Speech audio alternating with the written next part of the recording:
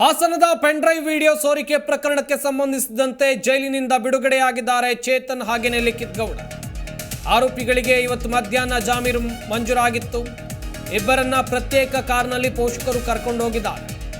ಹಾಸನ ನಗರದ ಸಂತೆಪೇಟೆಯಲ್ಲಿರುವಂತಹ ಜಿಲ್ಲಾ ಕಾರಾಗೃಹ. ಹಾಗೇನೆ ಇವರಿಬ್ರು ರಿಲೀಸ್ ಆಗಿರೋದು ಇವತ್ತು ಇವರಿಗೆ ಬೇಲ್ ಸಿಕ್ಕಿತ್ತು. 6ನೇ ಮತ್ತು 7ನೇ ಆರೋಪಿಗಳಾಗಿದ್ದಾರೆ ಚೇತನ್ ಹಾಗೇನೆ ಲಿಖಿತ್ ಗೌಡ. ಇದೀಗ ಜೈಲಿನಿಂದ ಬಿಡುಗಡೆ ಆಗಿದ್ದಾರೆ ಎನ್ನುವಂಥದ್ದು ಗೊತ್ತಾಗ್ತಾ ಇದೆ.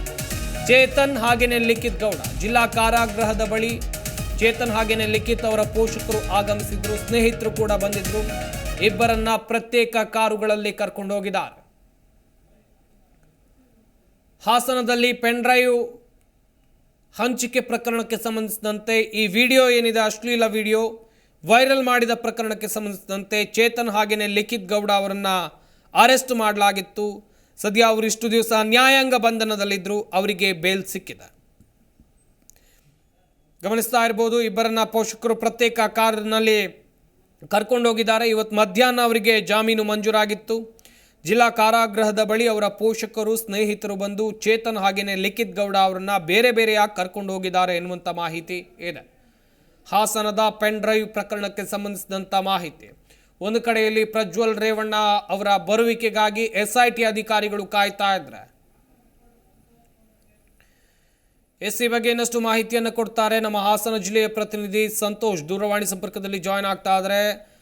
ಸಂತೋಷ್, ಒಂದು ಕಡೆಯಲ್ಲಿ ಚೇತನ್ ಲಿಖಿತ್ ಗೌಡ ಅವರಿಗೆ ಮಧ್ಯಾಹ್ನವೇ ಜಾಮೀನು ಮಂಜೂರಾಗಿತ್ತು.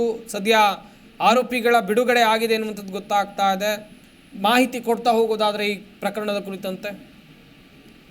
ಸಂಪತ್, ಏನು ಪೆನ್ ಡ್ರೈವ್ ಅಶ್ಲೀಲ ವಿಡಿಯೋ ಹಂಚಿಕೆ ಪ್ರಕರಣದಲ್ಲಿ ಕಳೆದ 18 ದಿನಗಳ ಹಿಂದೆ ಈ ಚೇತನ್ ಗೌಡ ಮತ್ತೆ ಲಿಖಿತ್ ಗೌಡ ಅವರನ್ನ SIT ಬಂಧಿಸಿ ವಿಚಾರಣೆ ನಡೆಸಿತ್ತು. ಅದಾದ ಬಳಿಕ ನ್ಯಾಯಾಲಯ ಅವರನ್ನ ನ್ಯಾಯಾಂಗ ಬಂಧನಕ್ಕೆ ಒಪ್ಪಿಸಿತ್ತು.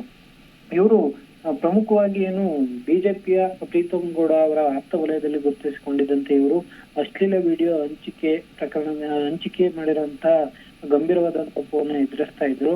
ಅದಾದ ಬಳಿಕ ಸುಮಾರು 18 ದಿನಗಳ ಇದ್ದಂತ ಇವರು 2 ಬಾರಿ ಈ ಹಿಂದೆ ಕೂಡ 2 ಬಾರಿ ಏನು ಜಾಮೀನಿಗೆ ಕೋರಿ ಅರ್ಜಿಯನ್ನು ಸಲ್ಲಿಸಿದ್ರು ಕೋರ್ಟ್ಗೆ. ಆದ್ರೆ 2 ಬಾರಿ ಕೂಡ ರಿಜೆಕ್ಟ್ ಆಗಿತ್ತು. ಇದು 3ನೇ ಬಾರಿಗೆ ಇಂದು ಮಧ್ಯಾಹ್ನ ಸುಮಾರು 2 ಗಂಟೆ ಸುಮಾರಿಗೆ ಜಿಲ್ಲಾ ನ್ಯಾಯಾಲಯ ಅವರಿಗೆ ಜಾಮೀನನ್ನು ಮಂಜೂರು ಮಾಡಿದೆ ಸಂಪತ್. ಬಳಿಕ ಈಗೇನು ಸಂಜೆ 6 ಗಂಟೆಯ ಸುಮಾರಿಗೆ ಅವರನ್ನ ಜಿಲ್ಲಾ ನ್ಯಾಯಾಲಯದಿಂದ ಕರೆದು ಪ್ರತ್ಯೇಕ ಕಾರುಗಳಲ್ಲಿ ಅವರನ್ನ ಕರೆದುಕೊಂಡು ಮನೆಗೆ ಹೋಗಿರುವಂತದ್ದು ಸಂಪತ್.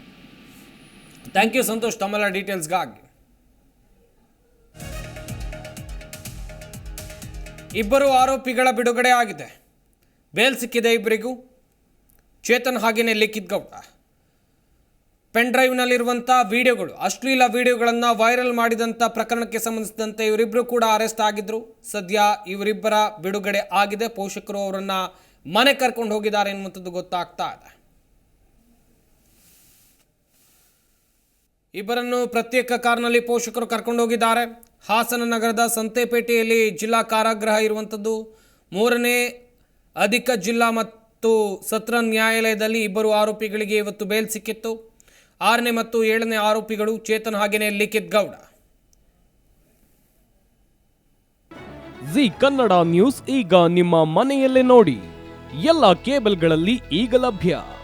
ಸನ್ Direct 292, Jio TV 1334, U digital 162, City cable 51, GTPL 17, Abhishek cables 821, rock line telecommunication 51, Shri Basaveshwara number 60, Vinayaka digital number 53, in digital number 896ರಲ್ಲಿ. ನಿಮ್ಮಿಸ್ತದ ಜಿ ಕನ್ನಡ ನ್ಯೂಸ್ ನೋಡಿ ಆನಂದಿಸಿ.